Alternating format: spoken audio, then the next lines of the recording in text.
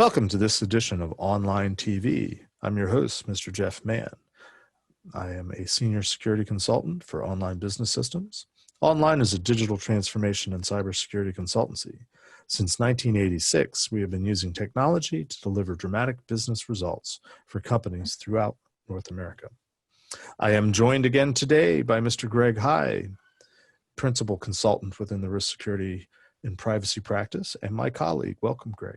Thank you, Jeff. Glad to be here. So we've recorded several sessions where we're sort of walking through this whole concept of scoping for PCI.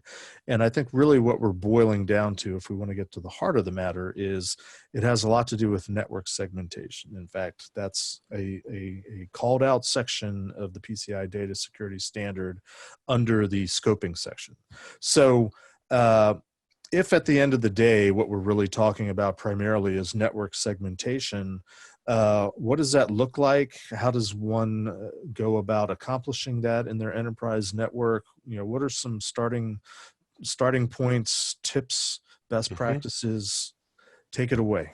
Sure. You know, when we would originally look at the whole networking piece, it was about network isolation. Let's go ahead and let's park all of this data over here in this network segment.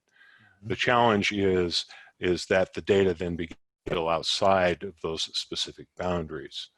And as it would spill outside, we'd end up with these different islands of PCI data.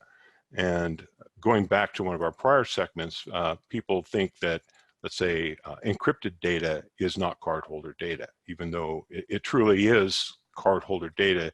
And understanding that isolation piece, as well as understanding the data protection piece, is really where the evolution started. What we're finding now, though, is there are so many different blended and hybrid segmentation strategies. You go to Appendix D of the data security standard, and it says binarily, do you segment, yes or no? If yes, you go the happy path. If no, everything's in scope.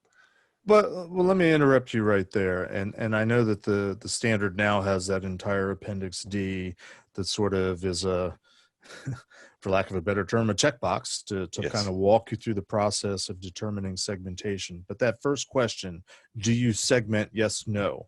What goes on in somebody's brain that says that is the checklist that they go through internally to say yes or no? What are, 3 to 5, 1 or 2, however many it is, what are some indicators that mean, yes, I'm doing segmentation in any, good, bad, or indifferent? It really comes down to, for me, the technology teams being able to effectively communicate with the teams. Because at the end of the day, this is a business problem. It's not a technology. It's technology enabled and fixed business problem. And being able to communicate what isolation is, why encrypted data is still cardholder data, things of that nature. I think as technologists and QSAs, we have a way to go to be able to bridge that gap between business and technology, so that those business executives, those who are in those positions of power, can make appropriate investment decisions around segmentation strategies, whether it's through VDI, whether it's through hardware security monitoring, transformation, things of that nature. They want to see the best return on investment with the least amount of risk to what would be, in this case, now we call cardholder data. Gotcha.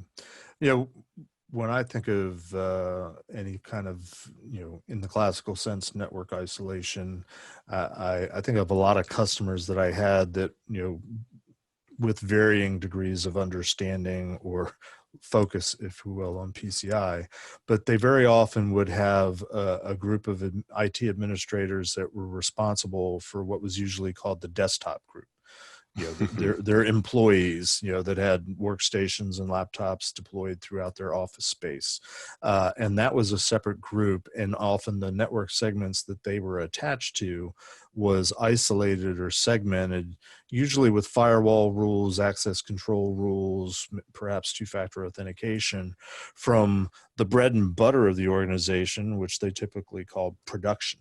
So is there a way to sort of play off sort of the traditional understanding that many companies had, whether it was, security focused or not, but just on the idea of separating their workforce from the production environment and sort of build on it from there? I think a lot of that has to do about tools as they've evolved. Let's look, for example, at your typical global call center now, and they're mostly using provided VDI solutions, PBXs in the cloud, pause and resume for recordings and things of that nature. So overall, when we looked, I think it's still within that context of risk and return and understanding at the business leader level. Okay. So what else is there that sort of touches on the how do you approach network segmentation from a practical viewpoint? Any other tips or points, best practices Sure. you want to share? One of the best practices is study, study, study. In recent assessments, I've doing Palo Alto firewalls, Cisco firewalls, Juniper firewalls. Go down the list. They have basic functionality, but yet their constructs and their instrument and everything else is very, very much different. And as QSAs, I think it's our responsibility. We don't have to be subject matter experts, but we do need to be able to extract the information we need to do the assessment from those SMEs. Gotcha. Within the organizations. Great. All right. Thanks, Greg. Thanks, Jeff, for having me.